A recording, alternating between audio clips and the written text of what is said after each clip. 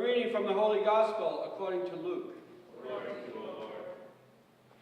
Jesus said to his disciples, "To you who hear I say, love your enemies, do good to those who hate you, bless those who curse you, pray for those who mistreat you. To the person who strikes you on one cheek, offer the other one as well. And from the person who takes your cloak, do not withhold even your tunic. Give to everyone who asks of you, and from the one who takes what is yours, do not demand it back. Do to others as you would have them do to you. For if you love those who love you, what credit is that to you? Even sinners love those who love them. And if you do good to those who do good to you, what credit is that to you? Even sinners do the same. If you lend money to those from whom you expect repayment, what credit is that to you? Even sinners lend to sinners and get back the same amount. But rather, love your enemies and do good to them, and lend expecting nothing back. Then your reward will be great, and you will be children of the Most High. For he himself is kind to the ungrateful and the wicked. Be merciful, just as your Father is merciful. Stop judging, and you will not be judged. Stop condemning, and you will not be condemned. Forgive, and you will be forgiven.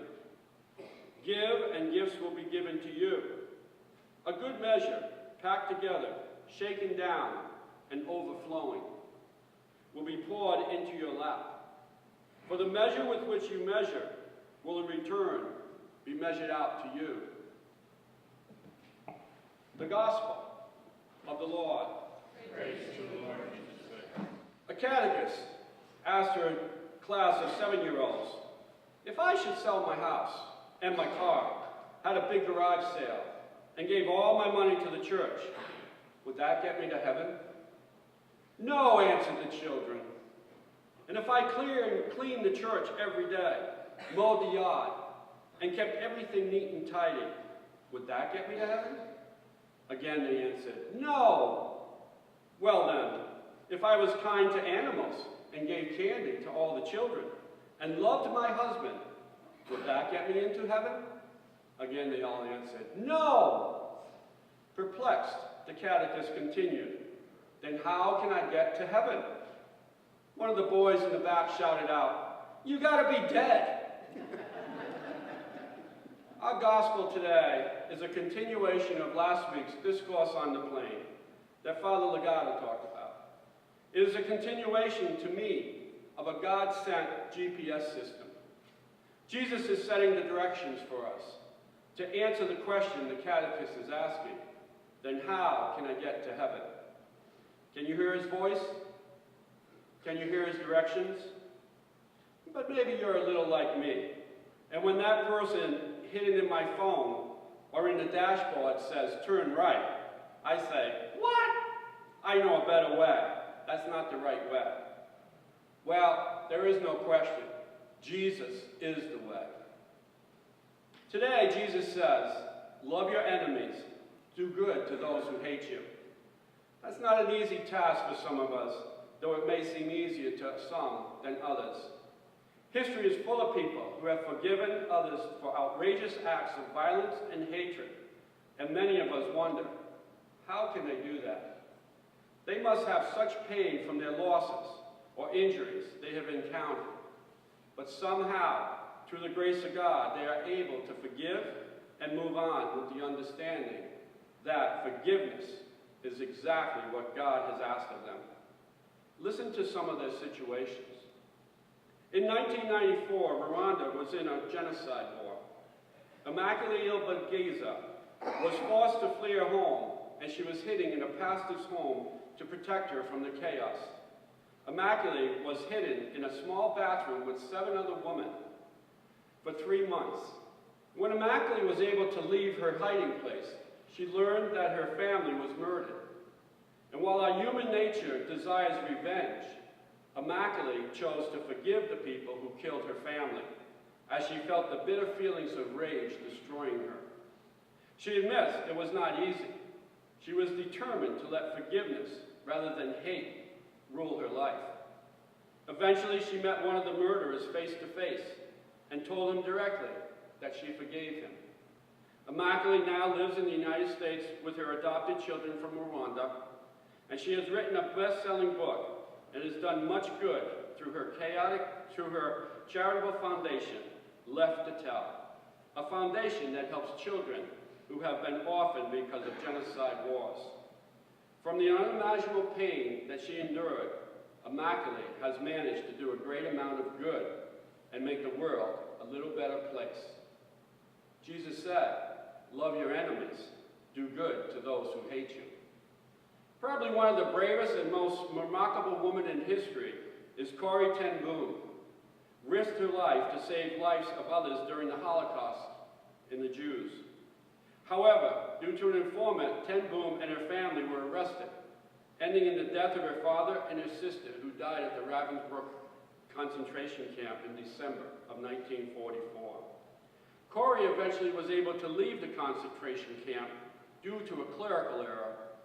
And while speaking in a church concerning God's forgiveness, she came face to face with one of the former Ravensbrück prison guards, who, not recognizing her, proceeded to ask Corrie for forgiveness from the atrocities that he had committed. After a prayer, Corrie found the strength to forgive him. Jesus said, "Love your enemies, do good to those who hate you." Those two examples of forgiveness and many more that I read have one common thread. They had faith in God and they prayed. Richard Rohr speaks of a belief in a Santa Claus God, a God who's making a list. He's checking it twice. He's going to find out who's naughty and nice. That's not the God I believe in. Our God is a forgiving God, a welcoming God, a God who forgives, and a God who opens his arms and invites us in. Relationships are fragile, and like many things, they need work and rework. Have you ever tried to build a house of cards? One little twitch, and the house tumbles. We must build our relationships with God and each other on trust. Trust comes from love, not hate and skepticism. Trust comes from love, not criticism and anger. Forgiveness. It is the very core of Christianity and represents love in the highest form. But yet, it can be so challenging to extend to those who wrong us. God provided us with the greatest example of forgiveness we'll ever know by sending his Son, who knew no sin, to die for us. Even in just moments before Jesus took his last breath, he begged his Father to forgive the very men ruthlessly taking his life. Father, forgive them, for they know not what they do. Jesus said, "Love your enemies, do good to those who hate you." In order to love our enemies, we must be able to forgive. Sometimes that forgiveness may need to start with ourselves. How many times have we disappointed ourselves? How many times did we feel we did the wrong thing? We are human, and we must accept our limitations of not being perfect. Many times God has forgiven us well before we even start the process. But it is in forgiving ourselves that we may forgive others. I use the example of myself when I head out for visits to the homebound and nursing homes. I always begin with a plan. I may be wanting to visit 8 people, and off I go. Somewhere, somehow, by the end of the day, or at least by the time my visits are not meaningful because of fatigue, I find I only visited 7 people. I have a tendency to only think about the one person I didn't see, than the quality of my visits to the other 7. I often become critical of myself for the one I didn't see. I realize that it is not always possible to get everything I planned for a day done, but I still don't accept my deficiency. I work hard to forgive myself, and I gotta tell you, sometimes it is a task. Forgiveness is not easy. It could well be the feeling of giving in to something you so strongly feel for or against. It may take every ounce of your being to swallow your pride and forgive a grudge or a wrongdoing that you said you will never ever forgive. Jesus said, "Love your enemies, do good to those who hate you." A young man fell in love. the man goes to the girl's father for the blessings, and the father asks him, "What do you do?" He answers, "I go to church every Sunday. I'm very religious. But my daughter will have to be supported. Don't worry, God will take care of that. But she'll want a family. Oh, I love children. God will take care of that. She'll need a house to live in. Again, the same answer from the young suitor. God will take care of that. Well, then the wife asked the father, "What do you think of our daughter's suitor?" He said, "He seems very nice, but he thinks I'm God and will take care of them." How foolish are we to imagine that we are God, even for a single day, that we can go our own way, do our own thing, live as we please, and expect to enrich our lives in the process. How foolish are we to think we are God? How foolish are we to deny, even for a single day, that the only recipe for making our life taste better is to share the gift of God's love with all others? How foolish are we to think we are God? Jesus said, "Love your enemies, do good to those who hate you."